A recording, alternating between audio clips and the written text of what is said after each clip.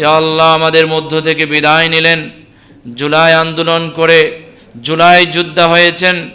আয় আল্লাহ, বিশেষ করে যার অন্তরে দেশপ্রেম, আয় আল্লাহ দেশের জন্য যিনি জীবন দেওয়ার স্বপ্ন দেখেছিলেন, তার প্রায় প্রত্যেকটা বক্তব্যে তার শহীদি তামান্না দেখতে পেয়েছি ইসলামের জন্য।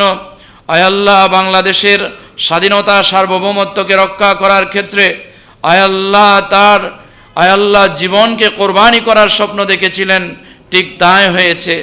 আয় আল্লাহ তাকে তুমি শরীফ উসমান হাদি ভাইকে তুমি আয় আল্লাহ শহীদি মর্যাদা দান করে দাও। আয় আল্লাহ তার জীবনের প্রত্যেকটা নেক আমল তুমি কবুল আর মঞ্জুর করে নাও। আয় আল্লাহ বিশেষ করে তার মন্দ আমলগুলো তুমি মার্জনা করে দাও। আয় আল্লাহ তার পরিবারের প্রতি তুমি খাস রহমত বর্ষণ করো। আয় আল্লাহ তার ঘরের মধ্যে যারা আছেন, সন্তান সন্ততি পরিবার পরিজন, সবাইকে সবরে জমিল দান করে দাও।